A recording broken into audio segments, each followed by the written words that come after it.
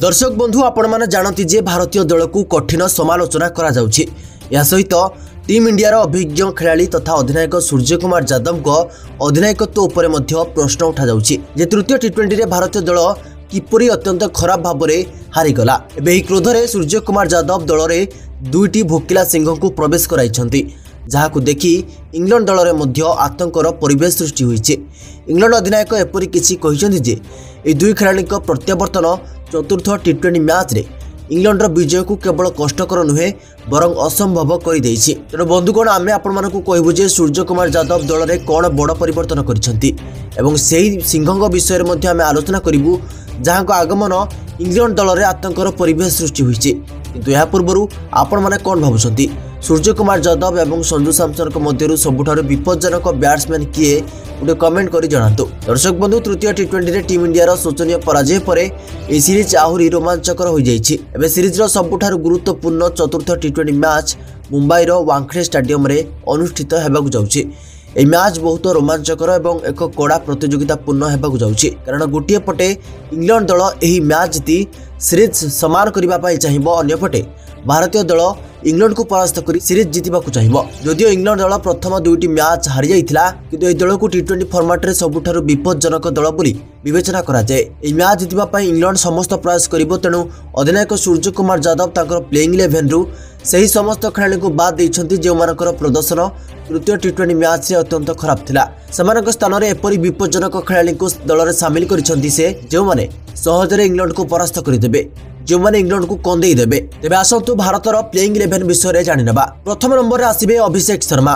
भारतीय दलर सबुठारु विपज्जनक बैट्समैन मानक मध्यरु जणे होउछन्ति अभिषेक। इंग्लैंड विपक्ष प्रथम टी20 मैच रे से मात्र 34 बॉल रे 69 रन करिथिले, जोंथिरे 5टी चौका एवं 8टी विशाल छक्का शामिल रहितला। या परे आसीबे संजू सैमसन। प्रथम टी20 मैच रे से चमत्कार प्रदर्शन करथिले, किंतु तृतीय मैच रे से किछि विशेष करि पारि नथिले।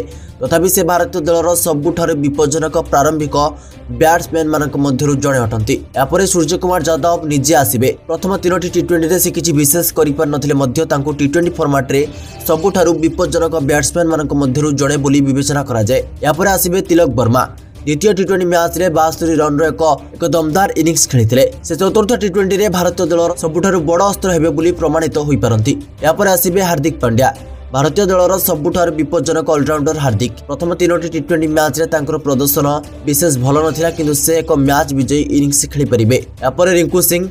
से तृतीय टी20 मैच रे खेली नथिले, किंतु चतुर्थ मैच रे से खेलिबे बोली आशा करा जाउछि एवं इंग्लैंड दल को पानी पियाई दिबे बोली आशा करा जाउछि। या परे अक्षर पटेल। भारतीय दलर जणे श्रेष्ठ ऑलराउंडर अक्षर प्रथम 3टी टी20 मैच रे तांकर प्रदर्शन उत्कृष्ट थिला एवं से मध्य चतुर्थ टी20 मैच रे खेलिबे बोली आशा करा जाउछि। या परे आसीबे नीतीश कुमार रेड्डी।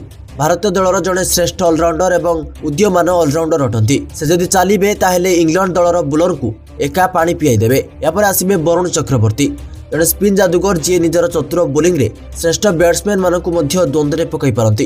प्रथम 3टी टी20 रे से इंग्लैंड बैट्समैन मानक जीवन को कष्टकर कर देइथिले। या परे मोहम्मद शामी। प्रथम मैच रे भल प्रदर्शन करि पार नथिले, किंतु अधिनायक तांको ऊपर विश्वास प्रकाश करि पारंती। या परे अर्शदीप सिंह। प्रथम टी20 रे चमत्कार प्रदर्शन करथिले एवं 2टी विकेट नैथिले।